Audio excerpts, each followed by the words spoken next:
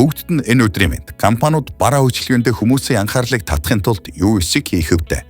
Зарим сурчлагаандаа альтертнуудыг тоглоулж, үүндээ асар их мөнгө зарцуулдаг. Харин зарим нь дог сэтгэл тоногсон ураа үгс зохиодог.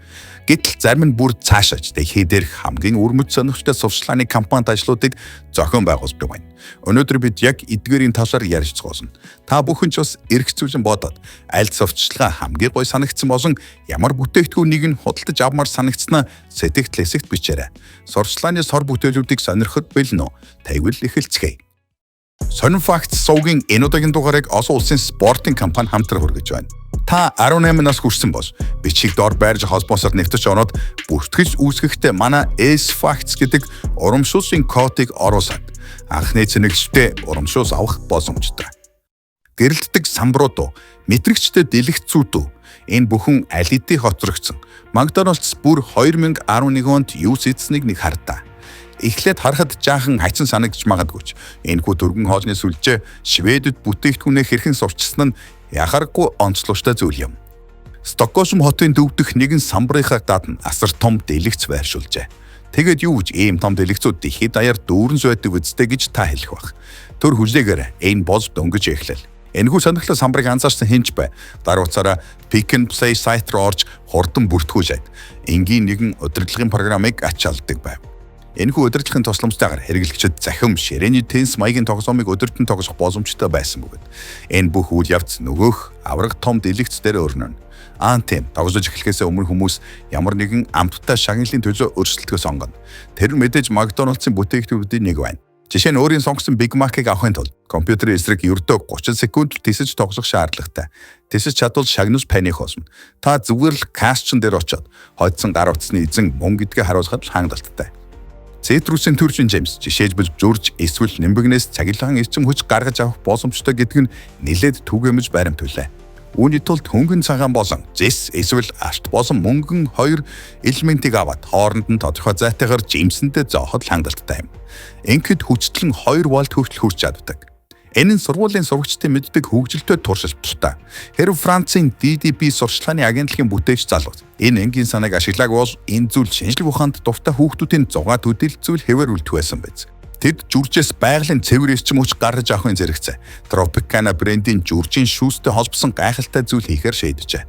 Сурчлагынхын жүржүүдээр тусгай төхөөрөмж огсорч неон гэрэлтэй сурчлагын самбарыг цахилгаанаар хангахыг зорьсон байна. Самбарыг жимсээр бүрэн дүүрэхийн тулд 2500 гаруй жүрж шаардлагджээ. Үр дүнд нь Energy Naturelle буюу байгалийн эрчим хүч гэсэн тод гэрэлтдэг бичгтэй авраг том жимсэн самбар бий болсон юм. Дашрам дуртахад төсөж хэрэгжүүлэхээс өмнө агентлаг 3 сарын турш туршилт хийх шаардлагатай болсон гэн. Гэхдээ үр дүн нь үнэхээр л үн цэнтэй байж чадлаа тийм үү? Гэсэн хэдэж дэлхийн хамгийн ер бусын сурчлагын компанид ажлуудын нэг Канадын Ванкувер хотод болсон юм. Хоёулагдсан шил үлгэрдэг Scott Shield компани мэргэжилтнүүд энгийн нэгэн автобусны буудлын хананд шилэн багт суурлуулсан бөгөөд дотор нь 3 сая Америк доллар байжээ. Хуурамч биш жинхэнэ мөнгнүүд шүү. Сурчлагын эхний өдөр хүссэн хүмүүрд алах, хурц болон бусад хүнд багаж хэрэгслэр зэвсэглэн шилийг хаглах санал тавьжээ. Хэрвээ нэгэн хагалж чадвал дотор нь байгаа бүх мөнгийг дардуулж өгөх баталгаатай байв. Гэвч зохион байгуулагчдын таамаглаж байснаар хэнч тэрхүү хуйгсан гадаргуу гэмтэж чадаагүй. 3 сая доллар байрандаа үлдв. Гаднаасаа бол жирийн шилнээс ялгахааргүй харьцангуй нэмгийн шилний цаанд байсан хэрнээ шүү дээ. Гайхмар санагдаж магадгүй. Энэ хэмжээний мөнгө бүтэн жилийн турш автобусны буудлын дээр байсан бөгөөд нэг ч хүнийг саятан болоогүй юм. Мөнгөний аюулгүй байдлыг хангах зорилготой хяналтын камер хаяа нэг шилийг хаглах гэж оролдож буй хялбар аргаар мөнгө олох хүсэлтнүүдийг бичиж авдаг байсан л та. Гэвч хинч амжилтанд хүрч чадаагүй. Гэтэл аз жаргал ийм ойрхон байсан гэж байна. 2016 оны хавар Шведийн Animal сурчлагын агентлаг Rebooked зориулсан сурчлагын аяныг эхлүүлжээ.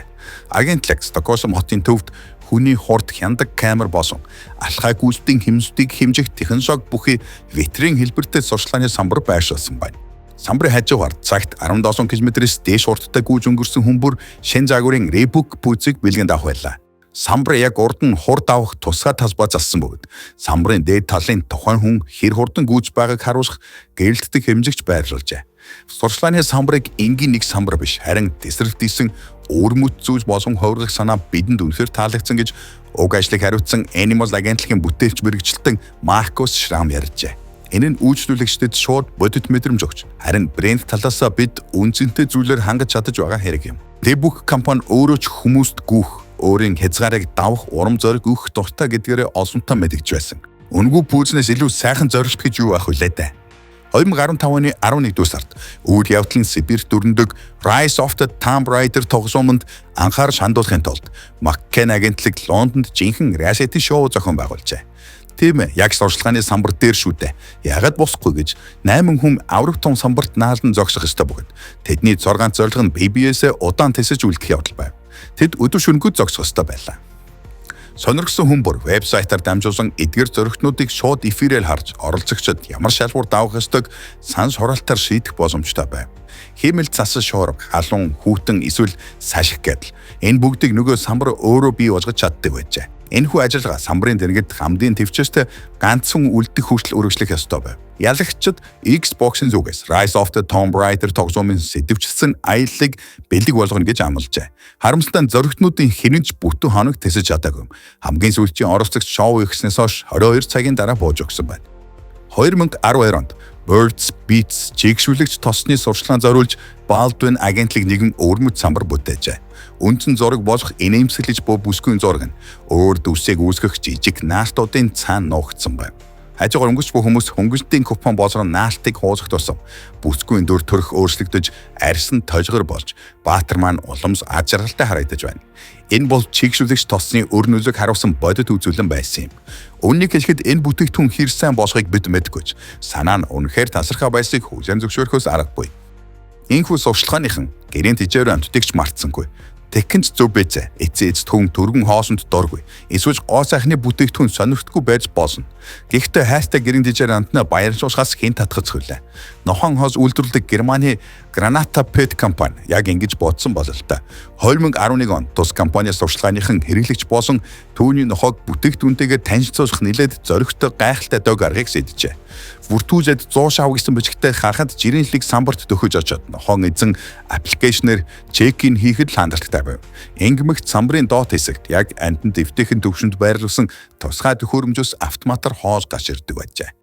2013 онд Британий Ogilvy One агентлагийн British Airways зориулан боловсруулсан нислэгийн шид төсөл нь Canning арслан наадмын Direct төсөлд Grand Prix шагнал хүртсэн юм. Агаарын тээврийн компани нислэгийн өргөн газарцсан хүрээг харуулахын тулд эдгээр шидэт самбаруудыг Лондоны Chiswick дүүрэг болон Piccadilly талбайд байршуулжээ. British Airways-ийн онгоц цахим самбарын дээгүүр нисэж өнгөрөх үед дэлгэцэн дээр нэгэн хүү хөдөлж эхлэх бөгөөд гараа сунган онгоцыг дагаж явдаг байв. Самбар дээр нислэгийн дугаар болон онгоц хаанаас нисэж ирж байгаа хотын нэрийг тодруулж харуулсан. Самбарууд нисэж буй онгоцын мэдээллийг British Airways-ийн антен болон радио тохиолдлын тусламжтайгаар хүлээн авдаг байж. Өгөгдлийг серверлүүл гэж сервер мэдээллийг боловсруулаад дэлгэцэн дээр гаргадаг байв. Үнэхээр дог санаа ойц. Харин шумуулын эсрэг цаслаг үйлдвэрлэдэг Orfea компани энгийн сурчлагын самбарыг шавчны авраг том өрх болгон хувирахаар шийджээ. 2013 онд Италийн Publicis агентлагийн сурчлагынхан энэхүү энгийн бөгөөд сууд санаа төржээ. Энэ бол үнэхээр гайхалтай санаа байсан юм. Бүтээгдэхүүн хэрхэн үйлчилдэг болохыг боддоор харуулах шүү дээ. Агентлаг ямар ч тусгай технологи эсвэл компьютерийн график ашиглаагүй. Самбарын ихэнх хэсгийг ялааны наалддаг тууцан төрхдөг шиг хаттдаггүй тунгасаг цавуугаар зүгээр л бүрчгчээ. Үр дүн үнэхээр гайхмаар байв. Хэсэг хугацааны дараа цавуутай хэсэг тэр чигтээ наалцсан шавжаар дүүрсэн байлаа. Самбарыг бүтээгчид энэ аргаар 230 мянган шавж барьсан гэж мэдэгдсэн юм. Тэд яг яаж тоосныг нь бүү асуугаарай. Харамсалтай нь сурчлагынхан үүнийг тодруулж хэлээгүй юм. Free Flynet пүүзийг сурчлахын тулд Nike компани болон Windham Kennedy сурчлагын агентлаг Шанхай хотын хөлөглөгөөнтэй гудамжинд хөлнөцсөн хүний зурагтай самбар байршуулжээ. Бодлын сурчлага гэхэд жаахан хачин санагдж байна уу? Гэхдээ үгүй шүү. Энэхүү бүтээж төсөл нь хэд хэдэн үе шатаас бүрдэж байсан юм. Эхлээд сурчлагын самбар дээр ямар ч нэмж тэмдэггүй хүний нүцгэн хөлний зургийг байршуулсан байв. Дараа Nike-ийн шин цогцлогын өнгөтэй хувцс өмсөн дөрвөн оочин зургийг пүүзний дээд хэсгийн хээг дуурайлхан зураг тууцуудаар аажмаар бүрднааж эхлэв. Энэ пүүзний онцлог нь хөлний тодорхой хэсэгт ирэх ачааллаас хамааран полиэстер утасны сүлжээний нектарш нь өөр байдагт оршино. Үүний дараа мэрэгчлүүд Nike Free-гийн уян хатан усыг угсарч эхэлсэн бөгөөд эцэст нь самбар дээрх гутал яг л хоёр дахь арьс мэт оймс мэт хөлд нь эвтийхэн натураар сууд зүгсэн харагдаж байлаа. Энэхүү юр буцын сурчлаг бүтээх үйл явцыг хажуугаар нь өнгөрч буй олон хүн ажиглах боломжтой байв. Энэ пүүцний борлуулалтыг нэмэгдүүлэхэд тусалсан эсийг бид мэдгүй ч энэхүү самбаран түүхэнд үлдсэн гарцаагүй. Бүтээгдэхүүнээ сурчлах болсныг гайхалтай санаа Coca-Colaгийн маркетруудад төржээ. Тэд Бразилийн хамгийн том дасаа хэрэг дээр амарч буй хүмүүсийг баярлуулахаар сэргээгч ундаа болох Sprite аялдаг автомат машин хэлбэртэй 10 метрийн өндөртөө шүршүр суурьжуулахаар шийджээ. Түүний дор өмнө зүгийн наранд харж халуутсан хэм бүхэн. Үгүй Sprite-аар биш мэдээж цэвэр усаар сэрүүцэх шүршүрт орох боломжтой байв. Харин ойролцоон зогсож байсан сурчлагын ажилтнууд хүссэн хүмүүрт хөргөсөн лаацтай ундааг өгч байлаа. Энэхүү бүтэвч бөгөөд амттай сурчлагын компанид маш их амжилтыг авчирсан юм. Sprite нь босби уснаас дутхгүй сэргээдэг.